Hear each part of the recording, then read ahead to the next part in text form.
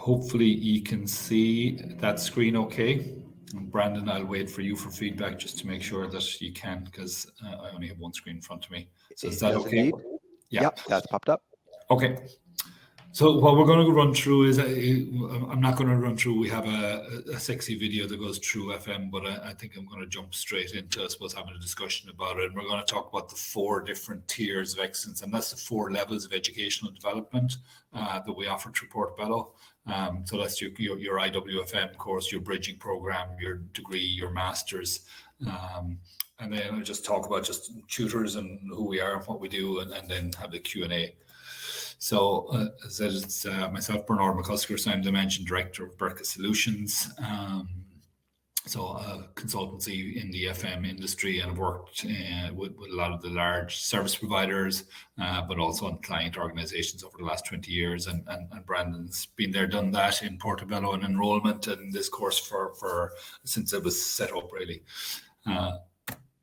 So I suppose just again, understanding FMs within Portobello, what we really looked at, what is FM? And when I lecture, I talk about this. FM facilities management for a long time was regarded as the invisible delivery of support service that enable a client's business, their workplace, and the people that go about their day-to-day in efficient and productive manner with no interruptions from external distractions. And historically, pre-COVID, really, that's what the ultimate aim was to be able to deliver that service in the workplace, make sure that people were enabled to be able to do their job, and FM had to be sort of, invisible to the world. COVID has changed that a little bit because the requirement for, I suppose, that level of engagement, hybrid working, how do people work remotely or not remotely, FM has moved up within the pecking orders and now really has a seat at leadership in terms of defining what the workplace looks like, what well-being programs are, and now more recently now is the sustainability and where does that lie. So really FM has come out of the shadows and is really now center stage core function in most organizations. So again, where do you see facilities and requirements? And it's everywhere, from small retailers to large multinationals. Every organization has some level of facilities management within it, and we get all sorts, I suppose, within the course here. We've got people working in public sector organizations within the HSE. We've got people working in multinationals, but we also have people working in hotels or in retail outlets up and down the country and abroad. And I suppose where facilities has gone to at this stage is 3 core areas that are the delivery of services. So, the historical traditional ones are your soft services like your cleaning, security, catering, pest control, landscaping. And I suppose then there's been the technical services that has been strengthening over the years in terms of asset care. So, your boilers, your plant and equipment, your HVAC systems, aircon. And more recently now, and what really has become a bolt-on to the FM service provision is this concept of sustainability. So we can no longer just provide those services. Now we need to actually provide them in a sustainable manner, which means we need to take into account heat pump technology, IoT technology, smart buildings, also technology and innovation within soft services. And all within the criteria of meeting sustainability goals and objectives now, which are becoming, I suppose, one of the key areas that FM is tasked with delivering. So then, it's very much for me, FM's always been a service and it remains a service. And therefore, it's actually very much a people and a human capital-based solution. So while we do have technologies that we use, ultimately it's people deliver FM. And therefore, there's a huge amount around customer service and understanding how the service is delivered and the quality of service, and then understanding, well, what are the skills and the people requirements and the training gaps that need to be filled to make sure people can succeed in this area. So again, it becomes quite a broad-ranging subject where we're getting into, sustainability, we're getting into HR practices, environmental policies, the actual hard and soft service delivery. And all that also sits within a budget. So you've got the financial. So this is where I suppose the course content you'll see is quite broad ranging. As I mentioned earlier, it's really become far more critical in the most recent past because of COVID, because FM has really had to step up and take an ownership and responsibility in terms of business continuity planning and things like that. And where's the market going? So again, this was pulled from a Global FM report a couple of years ago, but again, it's showing the size and scale of the FM market at this stage. It is a significant industry in its own right. It is across the globe. It is growing. You now have nearly 50% of services outsourced to third parties, and especially in the developed world, UK, Europe, and the US, more than 50% now is outsourced, and you still have in-house, but that is continually growing and moving. So what you're getting is this real shift in the delivery of services from where it was in-house to now being outsourced. So that's also bringing in this whole challenge of procurement, supply chain management. How do you manage the relationships? How do you ensure your deliverables are actually there when it's an outsourced solution? So growing industry, huge career opportunities for those that I suppose make the choice. And it's one of the things that I remember someone talking to me years ago, that FM was really a career of chance where people fell into it. More and more it's becoming a career of choice where people are actually saying, listen, this is an industry, there's career path opportunities in this, and therefore they're making the decision to actually qualify, get educated so that they can work in the actual industry. So I'm just going to pause there before I jump into the program, just to check if there's any questions.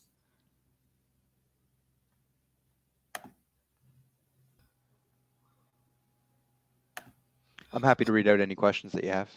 Okay, so as I talked about the 4 tiers, so I suppose within Portobello, there's 2 key areas, I suppose, where we look at the delivery of programs. And one is we've signed up a long time ago to the IWFM, so the Institute for Workplace and Facilities Management.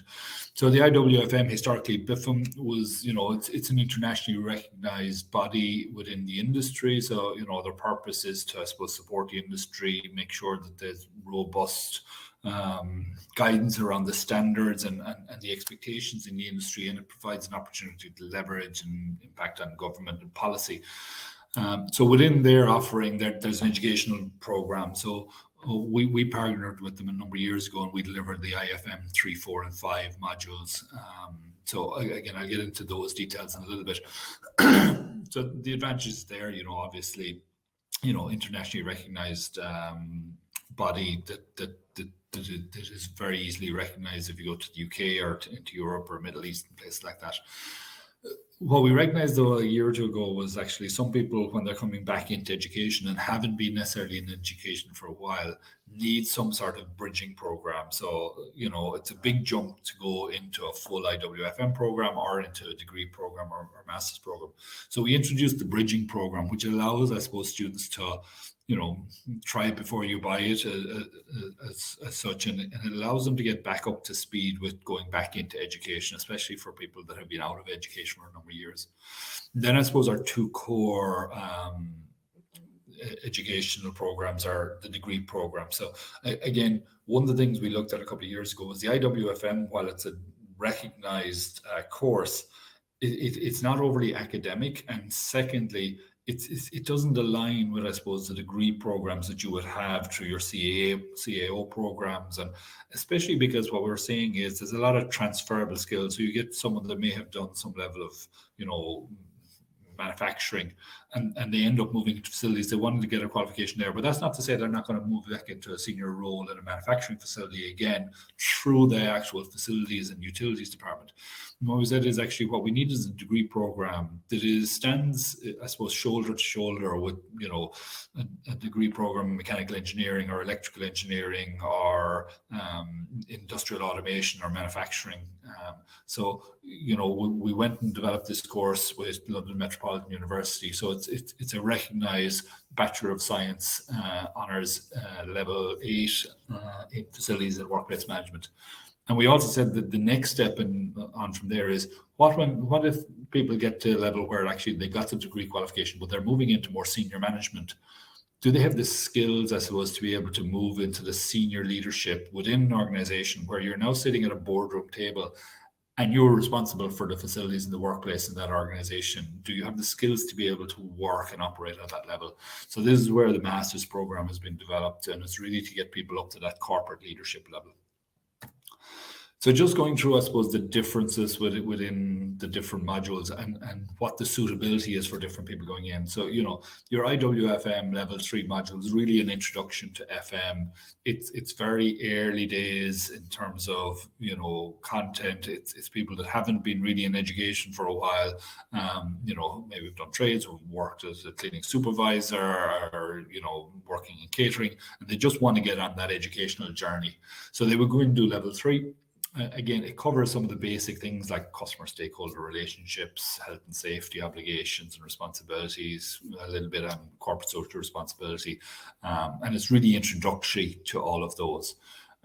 That then steps up. So you can go on a journey with IWFM where you go Level 4, Level 5. And as you move up, the level of complexity, I suppose, within the content increases, and the level of detail in terms of the assessment increases as you go. So you start introducing risk management, property and asset management, procurement, contract management, Level 4. And as you get into Level 5, you're starting to look at, management strategy, managing people, development and trends, financial management. So it's not just about how you manage the budget, but it's actually your commercial models. How do you actually drive margin growth and savings initiative? And you find different models in terms of financial delivery, and you're into managing QSS rather than just understanding it.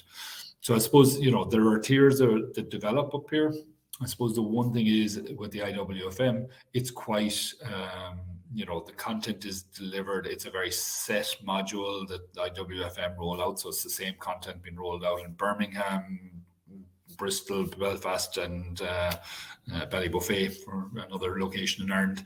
So within that, what you're doing is, I suppose, it's very much content is given to you. You read it and you give it back, and that shows that you've taken it in and learned it.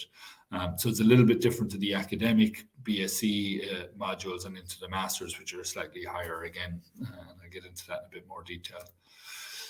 As I mentioned, the bridging program was specifically for looking at people that are moving into that academic environment that haven't been there for a while. So, you've got academic studies. So how do you undertake academic studies? How do you write, a report or a paper or assignment? What do you need to know about referencing and researching? It gives a good overview of the FM industry and I suppose a little bit around health and safety. So, quite a compact little bridging module, but it allows people just to get their mindset right to start say, okay, where am I going with this next? So then within the degree program, and I suppose before I get into the specifics, really the difference between the IWFM and going into the degree program is that the IWFM presents the content and you learn it and give it back. Whereas within the degree program, it's more academic learning. So you read around the subjects a lot more. You have to go and research a certain amount of what other people have written within academia about various concepts within the FM industry. And it's understanding those and bringing that to play with the course content that we give you. So we probably give you less course content in the IWFM, but the expectation is you read a lot more around the overall subject content. And that drives, I suppose, your level of learning and research and understanding a slightly broader context. So again, year one, it's fundamentals, it's decision-making, it's understanding the workplace, and it's really that introduction, and it's relatively easy, I suppose, soft landing into the degree program. It tends to ramp up as you get into second year. So we get into a bit more around that research method. So how do you find the information? How do you research? How do you find the right article to support your arguments if you're doing an assignment? We start getting into leadership and change, property and asset management, people management. How do you build a team around you? How do you get the most? How are people motivated? And budget management. So, you've got a budget now. How do you make sure that budget is delivered month on month, that you manage change, that you understand scope and the impact that scope has on cost? And it's getting into a lot more nuts and bolts, I suppose, of the practical and academic theories around the subject. And then in third year, again, we're moving up to a level in terms of you're looking at strategic management, and especially how do you work into the organization, because FM don't sit as an island cluster. They're not in the basement anymore. You have to be interacting with your IT department. You have to be interacting with HR, compliance, operations. So how do you manage all that together and make sure that there's good strategic alignment and you're working in the right direction? There's the financial elements of cost modeling. There's procurement and contract management, because you're getting into where you're outsourced models. So you're looking at Kradich models of the theory of outsourcing, agency theory. How do you manage the risk around that? And also project management within FM. A large part of what FMs now are doing is delivering project in terms of improvement, continuous improvement, workplace optimization, restructures. So all of that falls within certain amount of project management and not understanding, I suppose, the support services in the area. Once the degree is finished, some people then say, that's it, I've enough done for the moment. I'll work as an FM manager. I'm now well skilled. I've got my degree qualification. But what we find is that, after a period of years, what we see is people come back saying, I now have moved from a single site manager where I was just taking care of 5 or 6 service lines. I now have multiple sites. I'm moving up. I'm supporting the director of operations. I've got more responsibilities. And within that cohort, what we're seeing is they really needed additional support to actually understand how they work and operate at that senior level in an organization. So, what we found here is that, there's a need to understand corporate social responsibility. What does that look like within an organization? And where's the role of facilities management in terms of corporate social responsibility and also sustainability? We'll look a little bit more about the strategic facilities management aspect. So, what's the strategy? Where is the organization going to be in 3 to 5 years' time? So if you're a client organization and you're looking at your portfolio of properties, what is the longer term plan, and how are you going to set that structure up? How do you make decisions around insourcing, outsourcing, property, leasing, buying? What's the longer term decision making around the service you want to deliver? And then again, into more details of project management, continuous improvement. How do you drive change? How do you drive the implementation now within the organization, because you're at that more senior level? So a lot more academic focus, a lot more peer-reviewed articles where, you're reading peer reviews, you're doing presentations to class groups to share knowledge. And that will be the first semester. Second semester, then you get into the management, learning and research. So you're starting to look at, well, if I'm going to do a body of work in a master's, I need to do a research proposal. That's the capstone project or thesis, that some organizations would call. And what you start doing is, well, how do I do the research? What's the techniques I need to use? What's the pathway for me learning and understanding how I can do market research myself within the organization that supports whatever area you want to focus on in your research topic. You get into a lot more of the strategic operations management. So again, where we might have in the first semester covered the overall strategy, now it's the strategic operations. How do we deliver that? How do we make the changes, the change implementation process? And the financial environmental economics. So the financial management of contracts. How do we look at, portfolio management in terms from a financial perspective when you're up on 2, 3, 4 million euros of spend and beyond that?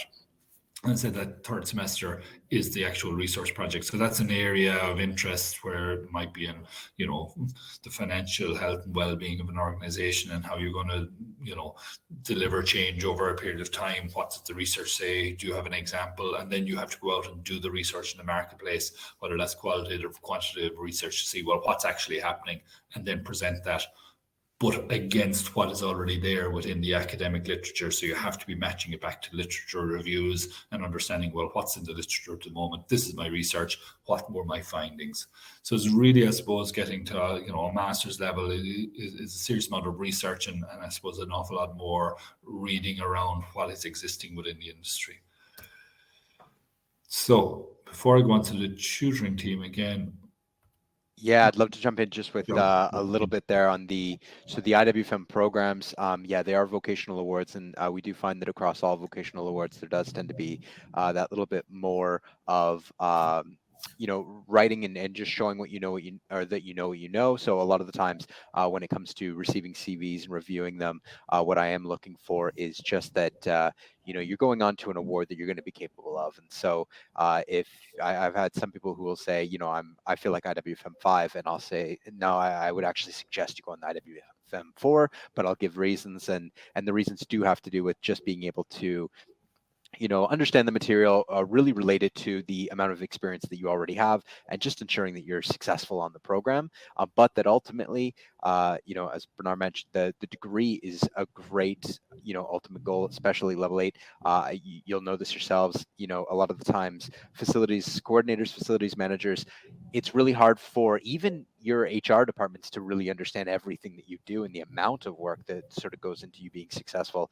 And so a lot of the times they don't know what to look for, even when it comes to hiring or replacing a facilities coordinator or a facilities manager. So they tend to do things like have filters for having a degree, or having a certain level of qualification, without actually understanding what is typical of the industry. And it isn't really a graduate-led sector at the moment. So earning yourself the diplomas, either IWFM diplomas or eventually the degree, really does help you both in your own industry, but also in externals, and just having them recognize the amount of work that went into your award. The biggest benefit I find of a level 8 degree, a BSc honors, is that, and I've had a lot of people speak to me about, I might move to anywhere in the UAE, Australia, Canada, US, but a degree is a degree. A level 8 honors degree is a level 8 honors degree just about anywhere you go in the world, which makes it very handy to have.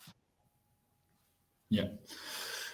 So I'll just get on to, I suppose, one of the things I suppose that a lot of students wonder is, what's the what's the teaching? Who's teaching the course? And I suppose that there's a number of us here, and I won't go through everyone, but I suppose just in terms of the three of us to do, I suppose, the bulk of the lecturing, myself. So all of our tutors basically work in industry. So we're not academics in our own right, where we're sitting in a university and we've done a PhD and we've never worked in industry. I've been working in industry now for longer than I'd like to think, about 25, 28 years at this stage. I've worked through nearly all of the big FM players. I've got a consultancy now feeding into many of the organizations that seek FM expertise on a regular basis. I have a degree, I have an MBA, I have a MSc in project management, PMP qualified, Green Belt certified. So again, we're all very much operational. That's myself. Derek is the same. He's got his own, again, consultancy. He's been involved for a number of years with the Irish Management Institute. Again, has worked in large multinationals, both at home and abroad. Has written his own book at this stage, and again is very strong in leadership and management. And then Owen is again a practitioner, was in UCC for a number of years. He's moved recently and he's working with again another FM organization, but again hugely experienced on the ground knowledge of FM, running contracts, understands how contracts get delivered, how service gets managed, how budgets are put together, and the corporate social responsibility is one that he picks up a lot on, that he's been involved with over a number of years. So I suppose we're very much an actual group of lecturers and tutors that are on the ground, that are living this day in, day out. So a lot of the lectures tend to be around the academic content that we have, but then very much supplemented with real-time examples of situations and scenarios in the industry, and having that conversation. And certainly, like, as in I know my own classes, like our breakout sessions are great, because we tend to get into a problem and people share problems with it, and within that we learn how you deal with different situations within the FM, and that's part of the learning, is learning from others, but that's really led by the tutors and their experience. So that's, I suppose, the core presentation bit. So really want to jump over now into Q&A and see. I can actually kick things off just with two ones that I get all the time. Is one, can I do this while working? Bernard, what would you sort of answer to that? So yeah, absolutely, you can do this while working, and I would say 95% of people that actually do the course are working as part of it. So again, I suppose the workload and delivery, the lectures tend to be on Saturdays. So you'll have to give up your Saturdays for a period of time because you'll be in lectures, and then there's some assignments that need to be done. There's many assignments just in terms of reading. So there's an expectation that each week you're reading an article, and you might be writing a short summary of it and resubmitting it. And then, the couple of weeks before your actual assignment, you obviously need to be prepping your assignment, so you've work outside of hours on that. But, the majority of people are working 9 to 5, and there's no such thing as 9 to 5. So they're working like 7 till half 6 in FM. And then at that stage, they're getting to read the article or to do some of their work in the assignments. And then it's just a case of working through the actual lectures then. Yeah. And the other one I get a lot is live lectures versus in class. How has it been working and things like that? And I do find that people seem to be more engaging. I've heard repeatedly, especially about the IWFM program, that attendance had gone up because people realized that, I don't have to, get in my car, drive to the city, find parking, get inside the building. Like being able to actually log on with, a schedule as tight as a lot of FMs are, it has really helped with the home life balance. And I get asked, are the lectures recorded, which we always aim to, but one thing that I've repeated to a number of them is that it's a great plan B. You never want it to be a plan A, because as you said, Bernard, a lot of what comes from the course comes from discussion, and it comes from being able to really use your own examples, get feedback on them so that you can internalize the information that you're learning and really make sure that you're getting the most out of everything. Yeah, no, certainly. And again, I suppose we've had to pivot with COVID over the last 2 years. So, we were face to face for all the lectures. And then during the week, it was remote. Obviously, with COVID, we had to move. But again, the feedback from the students we've had is actually it works better, in terms of, again, we had 3 guys from Galway when COVID hit. And they were just delighted because they suddenly didn't have to drive the 2 hours up for a day's lectures and 2 hours down. Like that was 4 hours of their Saturday given back to where actually, they were getting ready and they were reading stuff beforehand, and it just took all that stress out of the actual attendance element.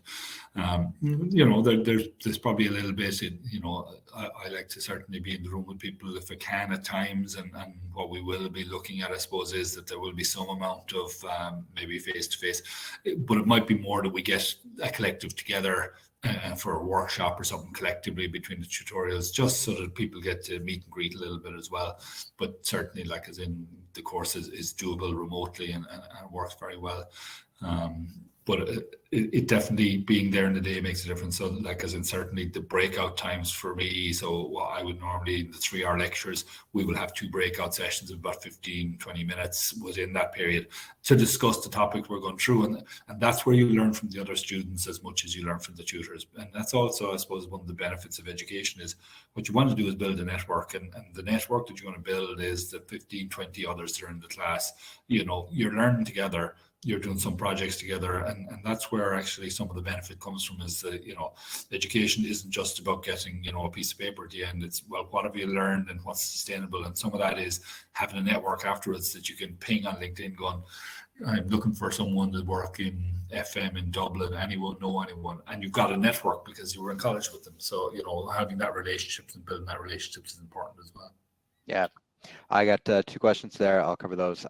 So timeline for the courses. It depends on either IWFM or the BSc. Typically, the IWFM program has evening classes within the week. So it might be that you have every second Thursday, from 7 to 9:30 or 6:30 to 9:30, something like that. But the degree program is, as Bernard said, on Saturdays. It's generally one Saturday every 2 to 4 weeks, depending on the schedule. And they tend to be about 10 to 4 on average, but it can vary a little bit. But it's within that. And then in terms of the actual semester breakdown, if you were joining for February, it would be February 5th to the 29th of May. You'd have a break over the summer. Then you'd be coming back the 1st of October and doing your essentially doing your semesters like that. Your second semester would be for the 1st of October until the 29th of January, and then starting again with your following year. So the BSc breaks in the summer, the IWFM goes through the summer.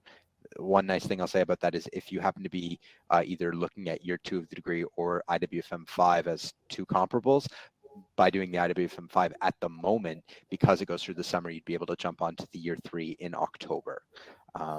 Just as a side note there.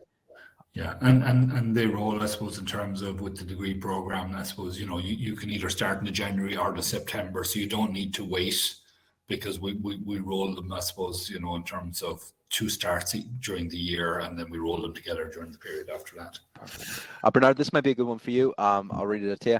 I think the answer would be no, but I completed a BSc in Automation and Electrical Services in 2016. I'm enrolled in year 3 in the BSc FM. Will I be at a disadvantage by starting where I am and not starting at year 2, for example, not completing 2 to 3 years? Yeah, like as in, so I would say there will be some parts where that we build through it to a certain extent from year 2 to year 3. I think year 1 wouldn't be a problem in terms of if you've done a BSc already, it won't be an issue with skipping year 1.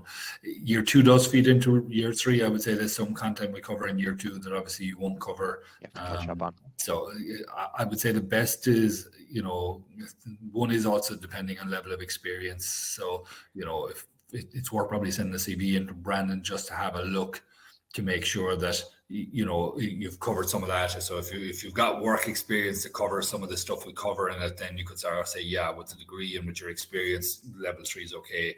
But again, if you only did that and you're only out of college in 2016 and you only have, 2 or 3 years now work experience at a relatively junior level, and you want to be stepping up, then I'd be saying actually maybe it's year 2 need to go into. But again, Brandon can have a look at that in terms of experience. Yeah, I actually remember John's, and I think we'll be all right there. But the one thing that I often look out for, and the thing that helps when it comes to having done a BSc in Automation and Electrical Services as well, is just that a lot of the times doing a degree requires a certain level of academic writing, and in the past, when somebody has struggled, it's usually been as a result of that.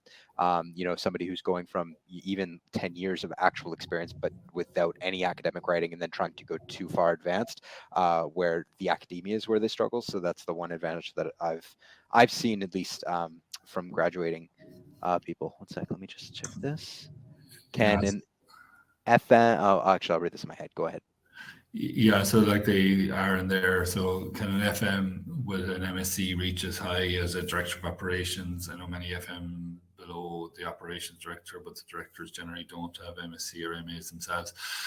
So I think, again, what you're looking at is, as the industry now is becoming, I suppose, more recognized, what you're seeing is people in leadership suddenly, I suppose, having to be able to sit with peers in a room, and if you're there and you're sitting with the director or head of engineering, head of finance, head of quality, if they all have degrees, masters and PhDs, again, it depends on the organization, and organizational cultures are different. But it is something that they are sort of saying, well, if you're sitting at the senior leadership table here, you do need to have that level of educational, I suppose, credibility.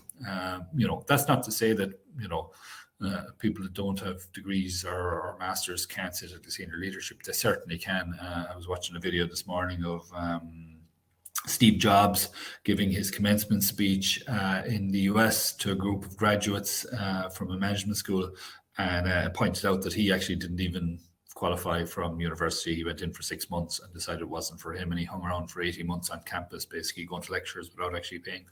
So, I won't say that you need to have a degree or a master's education to get into a leadership position. You certainly don't. But certainly within an organization, it gives you a level of credibility in your organization. And if you're moving roles and want to move within the industry, having qualifications certainly helps open doors. Ultimately, you'll only progress in your career with the effort you put in. If you put the effort in, you'll progress in your career. That's whether you have educational credentials to go with it or not. Hope that answers the question, Aaron.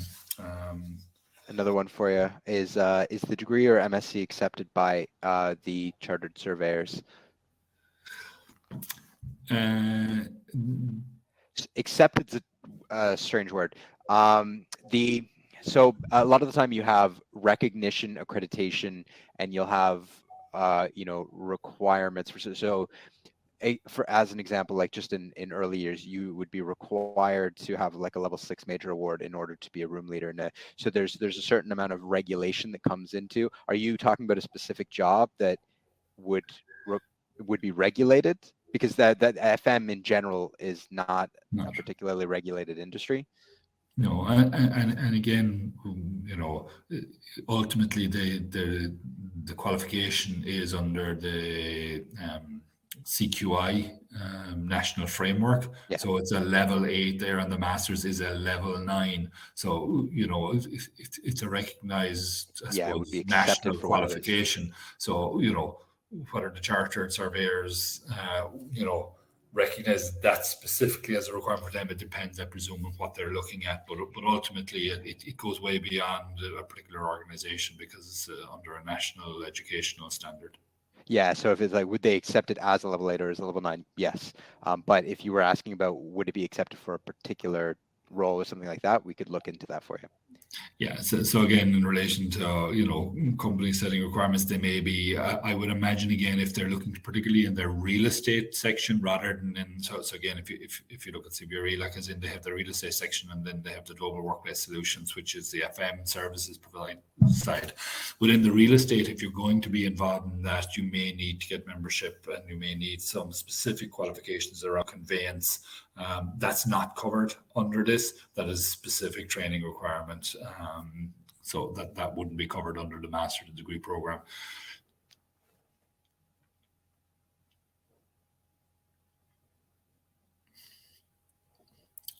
Keep firing away, guys. You guys are doing great. So now's your opportunity. Ask anything, high up or low down, because we're here for your benefit. So if there's any questions we can help with.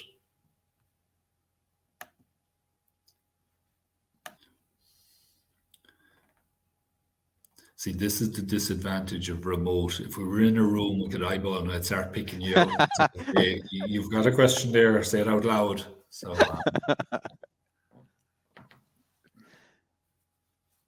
estimated time commitment per week? I usually give a range. Yeah, so again, it will vary a little bit in terms of around assignments, I would say, particularly. So, on a regular, normal, early part of the course, you're going to have one or two things that you need to read and prep.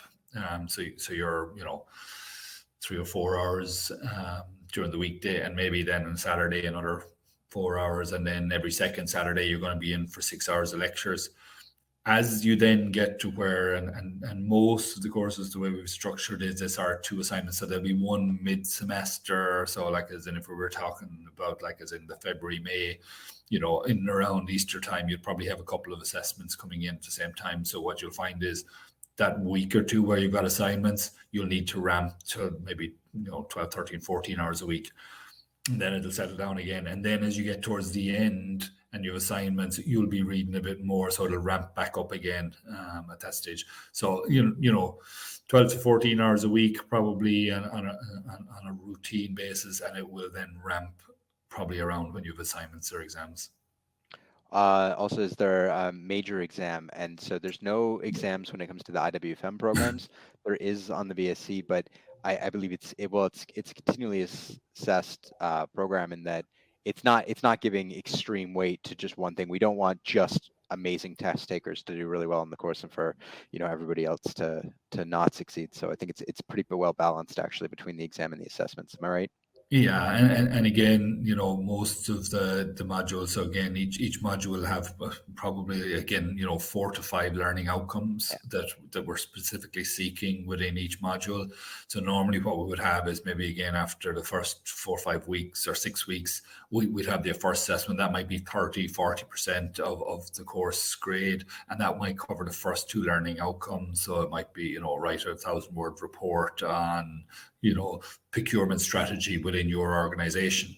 So, you'll do that bit, but then, you'll have your second lecture just around the same time, and then it'll build towards a final one, which might be looking at, taking the course content. How would you manage a contract? Take it from inception to termination. What are the key factors that you need to incorporate into that? And that might be a 2,000-word report. So again, you're taking some of the bits from the start, but then it's what you learned in the second half, and you're pulling that all together in terms of a report. So it's not, it doesn't tend to be, there are one or two exams, certainly in the budget management one. I have an exam where, it's a 2.5 hour that, it's heads down and get done. But that's probably the lower level. There's probably, if there's 8 assignments, there's maybe 2 exams, but 6 are actually reports that you have to have submitted by a date, or a case study analysis or something like that.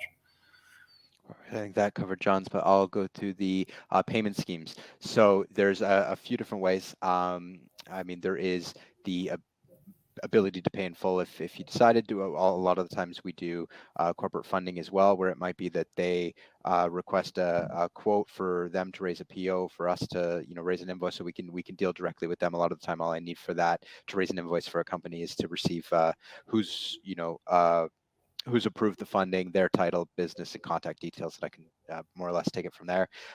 If you're self-funding, there is a deposit and installment option. It depends which course it is to give you the exact numbers, but they're all on the website. If you scroll just to the bottom of the page that you're looking at, you'll see it'll say exactly, here's the deposit, and then it'll give you a number of installment options that are essentially based on how long the course is. So it could be anywhere from 6 if it's a 7 or an 8 month course, or it could be, I think it's 8 for the maximum. But it allows you to really break those payments off for the whole time that you're on the course, so that you can help spread that out. Yeah, I don't think there's any sponsorship or scholarships there at present within the program. No, not at the moment. Yeah, so definitely CV worth sending in terms of, so we can have a look at it. Yeah, absolutely. So I've just included my email there, and honestly, I love it. I love seeing CVs. If you send transcripts as well, that's great. But honestly, from a CV, I can usually gather a lot of information. I tend to look for things like length of time. I'll look for things like supervisory experience and how long you were in certain roles, what responsibilities you've had in that role. And in my head, what I'm essentially doing is balancing the modules that are on the course. So it might be, and I had an example the other day of somebody who had procurement was an incredible amount of what they did. And so it was like, okay, well, I know that they won't be struggling on that, module. It seems like there might be some issues with this module, so let's just find a nice balance between them. So it's always about finding that balance, and I always want to make sure that what I'm looking at is going to be something that you're capable of, something that you're comfortable with, and something you'll be successful on. And then I'll always like to have I'm a caller. I'll call you because I do like to have those conversations too, just so that you understand why I would make certain suggestions, and also to see what your feedback would be on it. Because sometimes somebody will say to me, "I sent you a CV, but I actually forgot to include that I do have a level 8 degree," and that could make the difference. And so we can have that conversation as well. So just John's question there, what percentage do continuous assignments account for, and what percentage is the final exam? So as I said, I'm thinking of the 4, there's just 2 modules I'm doing at the moment. One is on people management. That's 2 assignments, no exam. The one I'm doing next term on budget management, there's an assignment midway, which is 50%. There's an exam at the end, is 50%. So that would be, probably the norm, but I would say it tends to be more assignments. Yeah. Now, they're the graded assignments. There will also be every 2 weeks smaller assignments, which are basically, I suppose, little teasers in terms of they help the student, I suppose, focus in on, are they asking the right questions? It gives, me and the tutors the opportunity to give a bit of feedback of how you're going. So, I might ask you to read a paper and write an assignment on it, but a short 200 words. But I can see by the language you're using then, if you give me something back and I go, academic referencing in there, you have to stop using your opinion. It's no longer your opinion in education. Now what you have to be doing is saying, actually, there was a paper written. This is what it said. I've learned from that this makes sense. This is how I would deal with it going forward differently. Because again, if you're not on that learning journey, then you're not getting out of education what we want you to get out and develop. So, those smaller assignments aren't graded, but they're also important because they give you guidance and the content that you're going to be feeding into the actual continuous assessments.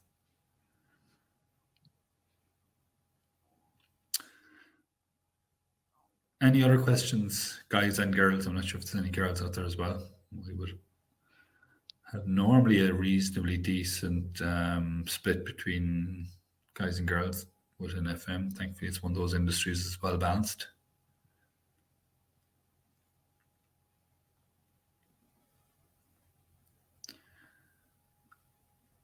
Okay, you've all gone very shy. That's great, though. A lot of questions. I like that. That's it.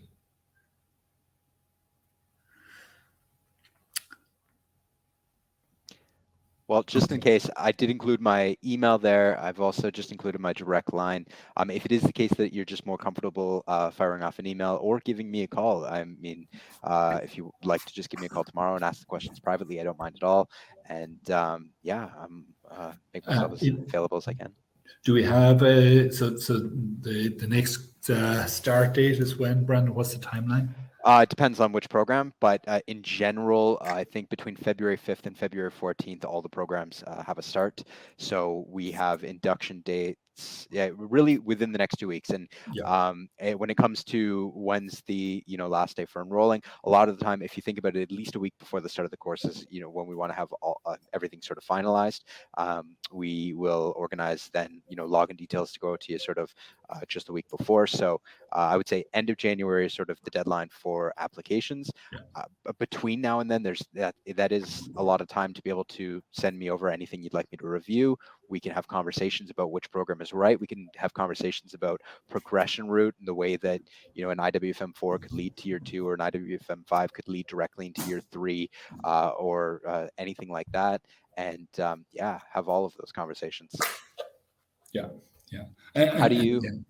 It's just important, I suppose, to have that conversation as I suppose as quickly as important, especially to make sure funding and things in place like that, especially within organizations where there's been a performance review. Someone said, "Yeah, we'll certainly pay for you to go on the course," and it's just to just focus the mind of the HR professional or your boss just to make sure here's the deadline, here it is. So,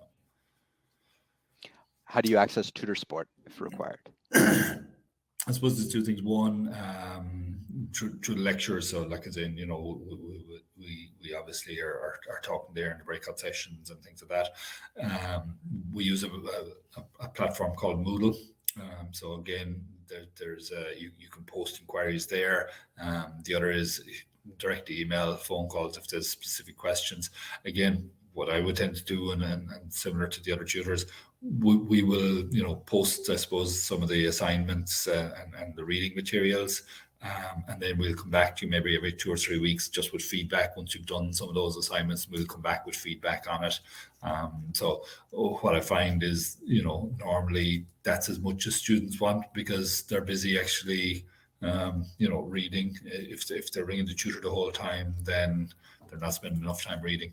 But yeah, so it's primarily through those routes. But again, I would normally run an extra tutorial coming towards the end of the assessment, but I tend to do it around the class rather than individuals. Certainly we have helped out specific individuals over the years where they had specific concerns or requirements. We're here to help you on the journey, and that's part of the role.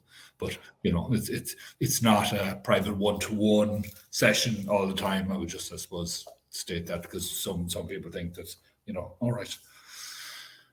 Do you know what I like though? I like when you do have a strong student who almost does like that, by bringing up things that you might have in the classroom, like in the setting in a Q&A, it really does help when some of the other students might just not be as comfortable asking the same questions. They might have the same questions, they just won't ask. So if you do find that you're somebody who is more than willing to ask those questions to get those answers, I know the tutors love it, and that it actually is very beneficial for everybody else in the class as well.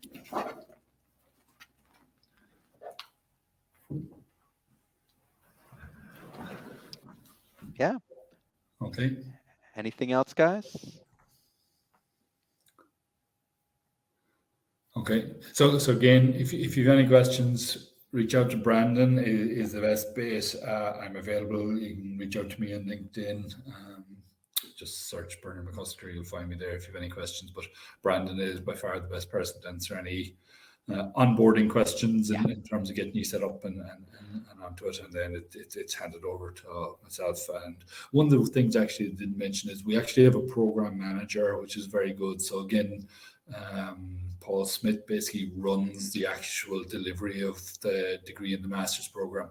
And that's a little bit different to what I've seen in other colleges, in that he's making sure that he's not lecturing, but he's making sure right student, right place, what do you need? If there's a problem with IT, if there's a course review, if someone can't make lectures and they're looking for some extenuating circumstances, they want an approval or review done with London Metropolitan University, he coordinates and takes care of all that. Again, works an awful lot into the IMI as well, and is very capable. So it's that extra resource around the course to just help the students make sure that there is support for them on the journey. And Catherine Green is his equivalent on the IWFM programs, and she's amazing. You'll love her. She's very warm. Yes, you'll all love her. She will do her absolute best to make sure that she, even in a worst case scenario, drags you kicking and screaming over the line. But we'll get you all there. Okay. So if there isn't any more questions, thanks a million, guys and girls, if you're out there, and we'll talk to you very soon again. Thanks, everybody.